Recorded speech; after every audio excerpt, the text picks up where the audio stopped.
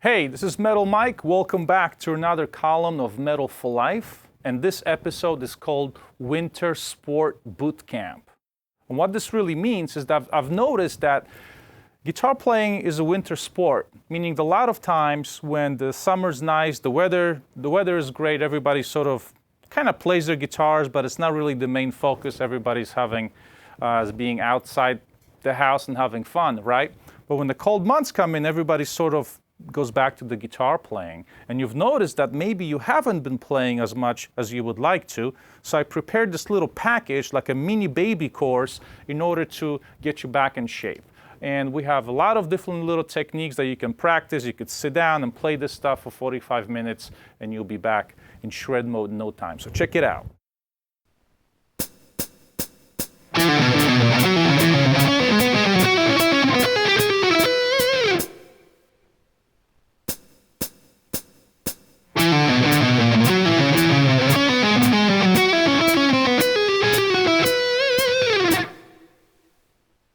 Okay, so this example contains a little bit of an interesting thing, is because we have in some ways like a constant shape that moves up the guitar and starts on the bottom two strings, right? And your basic shape is this.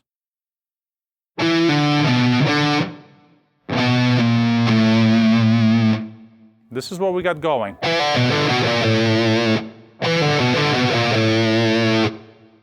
I am starting this riff with a pull-off.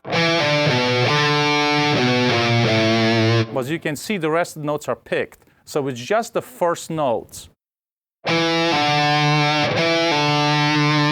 then I pick the rest. I move this same exact shape up 2 frets and do the same exact thing. So you got,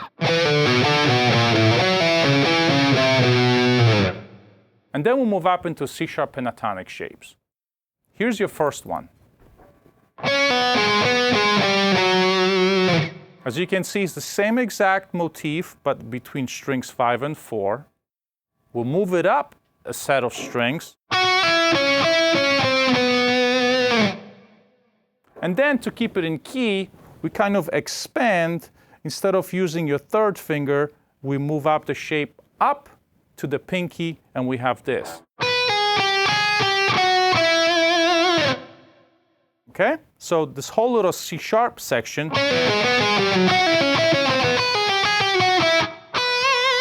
And I end on the bend right here on the B note. Okay? So as you play this riff, it's important for you to execute all the notes, and don't forget on all the notes in your riff, so you really hear all 7 of them. Okay, because as you want to go faster, there's a tendency of kind of forgetting about your last note and jump into the next position. This last riff that we did in C-sharp minor pentatonic, the whole section could also be thought as a E major pentatonic. Both scales have exactly the same notes and are closely related. Okay, for the next example, I have something slightly more challenging. This riff contains alternate picking as well as a legato pull-off sections. And part 1 is going to be in E minor blues scale, and the pull-off sections are going to be in the E Phrygian. So check it out.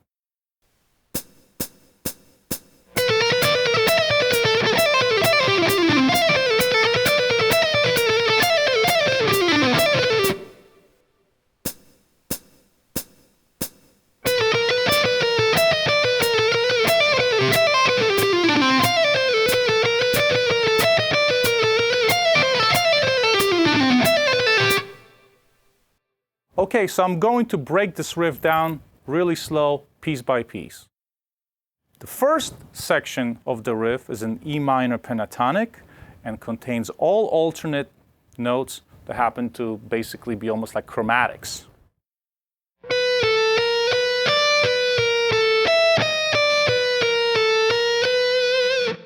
That's the little section. Very bluesy sounding thing.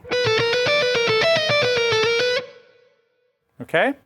That's all there is to it. We'll move to the next section, which is an E Phrygian minor. And this contains a motif that goes like this.